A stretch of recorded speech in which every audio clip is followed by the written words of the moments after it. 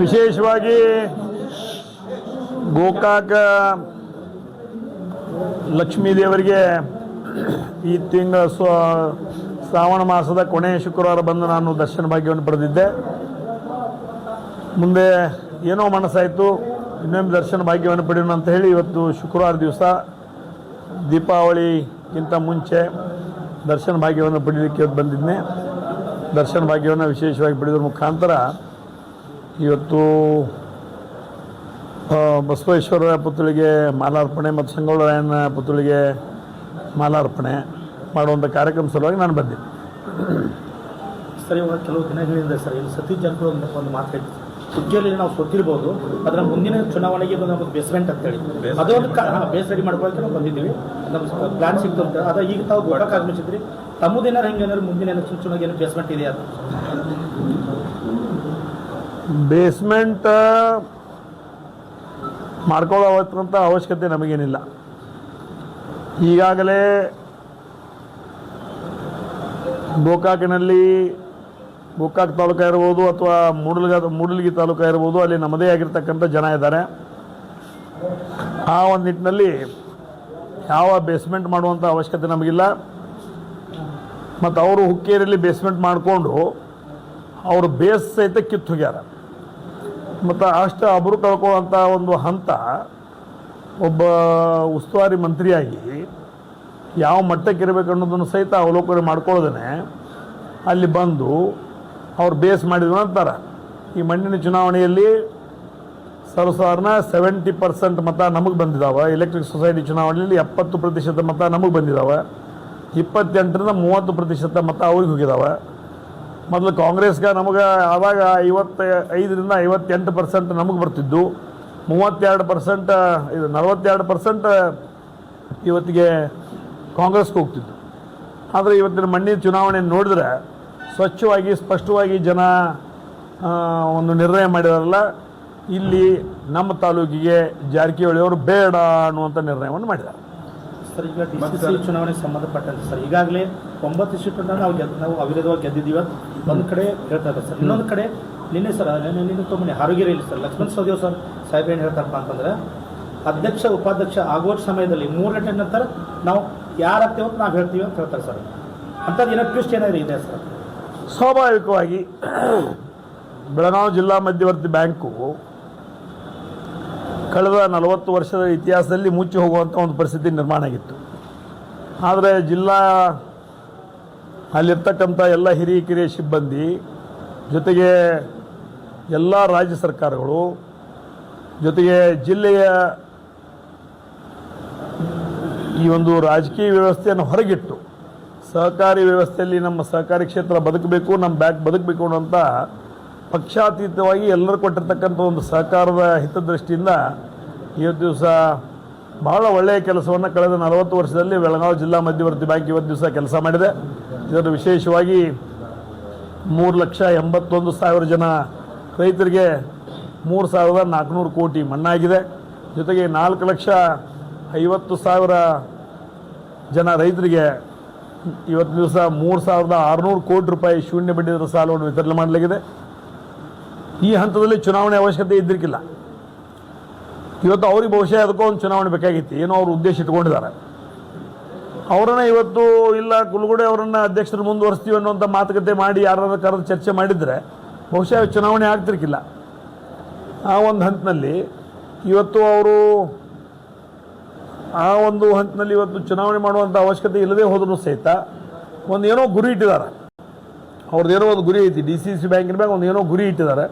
ಆ ಗುರಿ ಸಾಧಿಸೋ ಸಲುವಾಗಿ 3-4 ತಿಂಗಳಿಂದ ತಾಲೂಕಾ ತಿರುಗಾಡಿ ಪ್ರತಿಯೊಂದು ಸೊಸೈಟಿಗೆ ದುಡ್ಡು ಕೊಡುವ ವ್ಯವಸ್ಥೆ, ಇದನ್ನು ಮಾಡುವ ವ್ಯವಸ್ಥೆ ನೋಡಿದರೆ ಏನಾದರೂ ಗಂಭೀರವಾಗಿರ್ತಕ್ಕಂಥ ಒಂದು ಸ್ಥಿತಿ ಬೆಳಗಾವಿ ಜಿಲ್ಲಾ ಮಧ್ಯವರ್ತಿ ಬ್ಯಾಂಕಿಗೆ ತಡ್ತಾರೆ ಅನ್ನೋದು ನಮ್ಮ ಅನಿಸಿಕೆ. ಆ ಒಂದು ನಿಟ್ಟಿನಲ್ಲಿ ಜಿಲ್ಲೆಯ ಜನನೂ ಸಹಿತ ಭಾಳ ಎಚ್ಚರಿಕೆಯಿಂದ ಇವತ್ತು ದಿವಸ ಮತದಾನ ಮಾಡ್ತಾ ಇದ್ದಾರೆ. ಬಹುಶಃ ಬರುವಂಥ ರವಿವಾರ ದಿವಸ ಈ ಚುನಾವಣೆ ಪ್ರಕ್ರಿಯೆ ಪೂರ್ಣಗೊಳ್ತಾ ಇದೆ. ಆ ಸಂದರ್ಭದಲ್ಲಿ ಮುಂದಿನ ದಿನಮಾನಗಳಲ್ಲಿ ಇವತ್ತು ಅಧ್ಯಕ್ಷ ಉಪಾಧ್ಯಕ್ಷ ಒಬ್ಬ ಒಳ್ಳೆಯ ವ್ಯಕ್ತಿಯನ್ನು ಮಾಡೋದ್ರ ಮುಖಾಂತರ ಸಹಕಾರಿ ಕ್ಷೇತ್ರ ಇನ್ನೊಂದು ಬಲಾಢ್ಯವಾಗಬೇಕು. ಜೊತೆಗೆ ಇನ್ನೂ ಹೆಚ್ಚಿನ ಕೇಂದ್ರ ಮತ್ತು ರಾಜ್ಯ ಸರ್ಕಾರದ ಎಲ್ಲ ಸವಲತ್ತುಗಳನ್ನು ಬೆಳಗಾವಿ ಜಿಲ್ಲಾ ರೈತಾಪಿ ವರ್ಗಕ್ಕೆ ಕೊಡಬೇಕು ಅನ್ನುವಂಥ ವಿಚಾರದಲ್ಲಿ ಎಲ್ಲರೂ ಕೂಡ ನಿರ್ಣಯ ಮಾಡ್ತೀವಿ. ಸರಿ. ಅನುಮೋದಕರು ಮತ್ತು ಸೂಚಕರನ್ನೇ ಹಾಂ ಕಿಡ್ನಾಪ್ ಮಾಡಿದ್ದಾರೆ ಅಂತ ಹೇಳ್ತಾರೆ ಸರ್ ಯಾರು ಈರಣ್ಣ ಕಡಾಡಿ ಅವರು. ಹೌದು, ಮತ್ತು ಸ್ವಾಭಾವಿಕ ಅವರು ಇದೇ ಮೂಡ್ಲಿಗಿ ತಾಲೂಕಿನವರು. ಅವರು ಮೂಡ್ಲಿಗಿ ತಾಲೂಕಿನ ನಿಲ್ಲಬೇಕಂತೆಲ್ಲ ಫಾರ್ಮ್ ತುಂಬಿದ್ರು, ಸೂಚಕರದು ಎಲ್ಲ ಮಾಡ್ಕೊಂಡಿದ್ರು. ಅದೇನೋ ರಾತ್ರಿ ಕಿಡ್ನ್ಯಾಪ್ ಮಾಡಿದ್ದು ನನ್ನ ಗಮನಕ್ಕೂ ತಂದಾರ. ಬಟ್ ಇಂಥ ಸಹಕಾರಿ ಕ್ಷೇತ್ರದಲ್ಲಿ ಇಂಥ ಕಿಡ್ನ್ಯಾಪ್ ಮಾಡಿನೆ ತುಡುಗು ಮಾಡಿನೆ ಅನ್ನೋದಕ್ಕಿಂತ ನೇರವಾಗಿ ಇವತ್ತು ದಿವಸ ಚುನಾವಣೆ ಮಾಡಿದರೆ ಯಾರು ತಾಕತ್ತದ ಆರಿಸಿ ಬರ್ತಾರೆ ಅವರು. ಅದನ್ನು ಬಿಟ್ಟು ಇವತ್ತು ಹಿಂಬಾಗಿಲಿಂದ ಬರುವಂಥ ಪ್ರಯತ್ನ ಏನು ಅನ್ನೋಪೋಸ್ ಆಗಿದಾವ. ಈಗ ಇಷ್ಟು ದಿವಸ ನಾ ಹೇಳ್ತೀನಿ, 3 ಮನೆಯೊಂದು 3 ಬಾಗಿಲು, ಮಣ್ಣು ಹೇಳಿ ಮನೆಯೊಂದು 5 ಬಾಗಿಲು. ಇವತ್ತು ಹೇಳ್ಬೇಕಾಕೈತಿ ಮನೆಯೊಂದು 7 ಬಾಗಿಲು. ಮತ್ತು ಹಿಂದಿನ ಬಾಗಲ್ಲೇ ಬಂದು ಹೊಂಟ್ರೆ ಏನು ಮಾಡೋಕ್ಕೆ ಸಿಕ್ಕೈತಿ ನಾವು. ಮತ್ತು ಹೌದು ಹೆಚ್ಚನಾಗುವ ಇವತ್ತು ಬೆಳಗಾವದಲ್ಲಿ ಅಲ್ಲಿ ಒಂದು ದಿವಸ ಚಂದ್ರರಾಜ ಹಟ್ಟಿಹೊಳಿ ಕ್ಷೇತ್ರದು ಚಂದ್ರರಾಜ ಹಟ್ಟಿಹೊಳಿಯವರು ಖಾನಾಪುರ ತಾಲೂಕಾಗಿ ನಿಂತರೆ ಕಾಂಗ್ರೆಸ್ ಹೈಕಮಾಂಡಕ್ಕೆ ಏನೋ ಕಿವಿ ತುಂಬುವ ಮುಖಾಂತರ ಚಂದ್ರರಾಜ ಹಟ್ಟಿಹೊಳನ್ನು ಅವರನ್ನು ಅಲ್ಲಿಂದ ಹಿಂದೆ ಸರಿಸಿದರು. ಯಾರೋ ಸರಿಸಿರ್ಬೋದು. ಅದ್ರ ಜೊತೆಗೆ ಈಗ ಚಂದ್ರರಾಜ ಹಟ್ಟಿಹೊಳಿಯವರಂದರೆ ಲಕ್ಷ್ಮೀ ಹೆಬ್ಬಾಳ್ಕರ್ ಅವರ ಮತಕ್ಷೇತ್ರದಲ್ಲಿ ಇವತ್ತು ಮಂತ್ರಿಯ ಚಿರಂಜೀವ ಇವತ್ತು ದಿವಸ ಅಭ್ಯರ್ಥಿಯಾಗಿದ್ದಾರೆ. ಅಂದರೆ ಖಾನಾಪುರದಲ್ಲಿ ಮತ್ತೊಂದು ಕ್ಷೇತ್ರಕ್ಕೆ ಚಂದ್ರರಾಜ್ ಯಾಕೆ ನಿಂತ ಅಲ್ಲಿ ಹಿಂದೆ ಸರಿಸಿದರು. ಅದೇ ಇವತ್ತು ದಿವಸ ಲಕ್ಷ್ಮೀ ಹೆಬ್ಬಾಳ್ಕರ್ ತಾಲೂಕು ಗ್ರಾಮೀಣ ತಾಲೂಕು ಅಲ್ಲಿ ಇವತ್ತು ದಿವಸ ಅಲ್ಲಿ ರಾಹುಲ್ ಜಾರಕಿಹೊಳಿ ನಿಲ್ಲೋದ್ರ ಮುಖಾಂತರ ಅಲ್ಲಿ ಒಂದು ನ್ಯಾಯ ಹೇಳ್ತಾರೆ, ಇಲ್ಲೊಂದು ನ್ಯಾಯ ಹೇಳ್ತಾರೆ. ಇದರರ್ಥ ಒಟ್ಟು ಹಿಂಬಾಗಿಲಿನಿಂದ ಬರುವಂಥ ಕೆಲಸ, ಒಟ್ಟು ಏನೋ ಒಂದು ದೊಡ್ಡದು ಗುರಿ ಐತೆ. ಅವ್ರು ಆ ಗುರಿ ಸಾಧಿಸೋ ಸಲುವಾಗಿ ಪ್ರಯತ್ನ ಮಾಡಕತ್ತಾರೆ. ಇನ್ನೊಂದು ಪ್ರಶ್ನೆ ಸರ್, ಈಗ ಆಲ್ರೆಡಿ ಶಾಸಕರು ಇರ್ಬೋದು, ಮಾಜಿ ಶಾಸಕರು ಇರ್ಬೋದು, ಇವರೆಲ್ಲ ಈ DCC ಬ್ಯಾಂಕ್ಗೆ ಪ್ರತಿಷ್ಠೆಗೆ ತಗೊಂಡು ಸ್ಪರ್ಧೆ ಮಾಡ್ತಾ ಇದ್ದಾರೆ. ಈ ಜನಸಾಮಾನ್ಯರಿಗೆ ಅವಕಾಶನೇ ಸಿಗ್ತಾ ಇಲ್ಲ. ಅದಕ್ಕೆ ಏನು ಹೇಳಕ್ಕೆ ಬಯಸ್ತಾರೆ? ವಿಶೇಷವಾಗಿ ಮೊದಲೆಲ್ಲ ಜನಸಾಮಾನ್ಯರಿಗೆ ಸಿಗ್ತಿತ್ತು.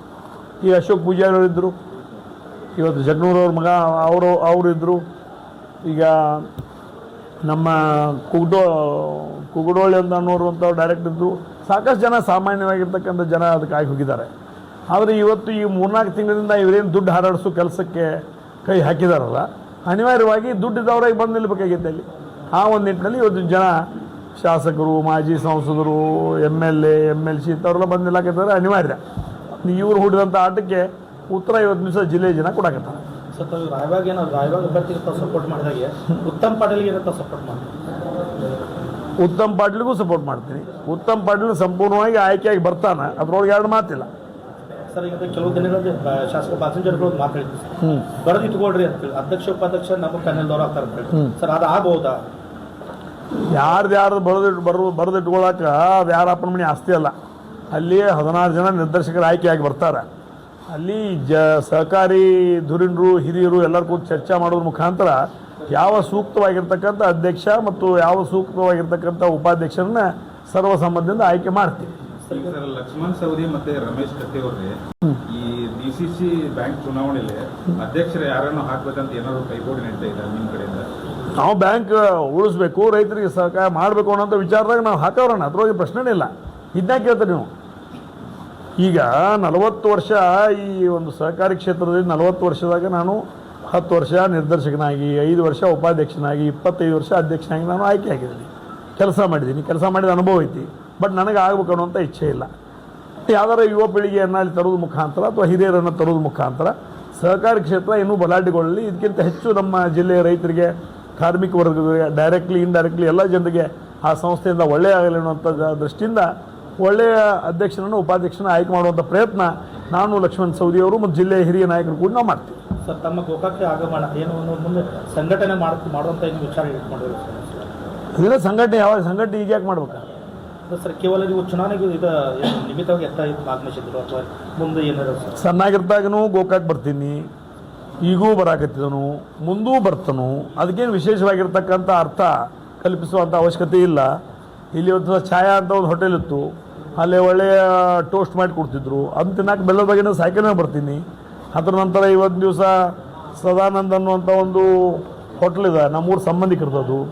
ಅಲ್ಲಿ ನಾನು ಚಿಕ್ಕವನಿದ್ದಾಗ ₹1 ಕೊಟ್ಟು 3 ಪುರಿ ಮತ್ತು ಬಾಜಿ ತಿಂದನು. ಒಳ್ಳೆ ಚೆನ್ನಾಗಿರ್ತಕ್ಕಂಥ ಹೋಟ್ಲು. ಅಲ್ಲಿಯೂ ನೋಡ್ಬೇಕನ್ನುವಂಥ ಇವತ್ತು ಭಾಳ ಕೆಲಸಗಳ ಒತ್ತಡದಿಂದ ಅಲ್ಲಿ ಹೋಗೋಕ್ಕಾಗಲಿಲ್ಲ. ಅದರೊಳಗೆ ಅಲ್ಲಿ ಹೋಗ್ತೀನಿ. ಅದ್ರ ಜೊತೆಗೆ ಕರ್ನಾಟಕ ಒಂದು ಯಾವುದೋ ಥಿಯೇಟ್ರ್ ಐತಿ ನಿಮ್ಗೆ, ಕರ್ನಾಟಕ ಯಾವುದೋ ಟಾಕೀಸ್ ಐತಿ, ಅಲ್ಲಿ ಒಬ್ಬರು ಬೂತಿ ಅನ್ನೋರು ಒಬ್ಬರು ಹಚ್ಚಿ ಅವಲಕ್ಕಿ ಮಾಡ್ತಿದ್ರು, ಭಾಳ ಒಳ್ಳೆಯ ಅವಲಕ್ಕಿ, ಅವ್ರು ಒಳ್ಳೆಯ ಅವಲಕ್ಕಿ, ಅದನ್ನು ತಿನ್ನಕ್ಕೆ ನಾ ಬರ್ತೀನಿ. ಅಂದ್ರೆ ಬೂತಿ ಅವರ ಅವಲಕ್ಕಿ ತಿನ್ನಕ್ಕೆ ಬರ್ತೀನಿ, ಕಲಬುರ್ಗಿ ಕರ್ದನ್ ತಿನ್ನಕ್ಕೆ ಬರ್ತೀನಿ, ಮುಂದೆ ಇವು ಸದಾನಂದ ಅವ್ರದ ಪುರಿ ಬಾಜಿ ತಿನ್ನಕ್ಕೆ ಬರ್ತೀನಿ, ಇವು ಬಾಬು ಯಾರು ಛಾಯಾದಾಗಿಂದ ಟೋಸ್ಟ್ ತಿನ್ನಕ್ಕೆ ಬರ್ತೀನಿ. ಇನ್ನೂ ಮುಂದೆ ಹಂಗೆ ಯಾರು ಕರೆದ್ರು ನಾ ಬರ್ತಾನೆ, ನನ್ನ ಲೈಫ್ನ ಎಂಜಾಯ್ ಮಾಡ್ತಾನೆ, ಬರ್ತಾನೆ. ಗೋಕಾಕ್ ಬರುವಂಥದ್ದು ಈಗ ಸರ್ ನೀವು ಮುಂಚೆ ತಿನ್ನೋದಕ್ಕೆ ಹಿಂಗೆ ಸುಮ್ಮನೆ ಪಿಕ್ಚರ್ ನೋಡಕ್ಕೆ ತಿನ್ನೋದಕ್ಕೆ ಉಣ್ಣೋದಕ್ಕೆ ಬರ್ತಿದ್ವಿ. ರಾಜಕೀಯವಾಗಿ ಏನಾರ ಒಂದು ಏನಾರ ಮಾಡ್ಬೇಕಂತ ರಾಜಕಾರಣ ನಿಂತ ನೀರಲ್ಲ, ಹರಿಯುತ್ತಿರುವಂಥ ನೀರು. ಪ್ರಸಂಗ ಬಂದಂಥ ಸಂದರ್ಭದಲ್ಲಿ ತನ್ನ ಏರಿಯಾ ತಗೊಂಡು ಅದು ಕಂಡುಕೊಳ್ತದೆ, ನಿರ್ಣಯ ಮಾಡ್ತದೆ. 100 ರೂಪಾಯಿ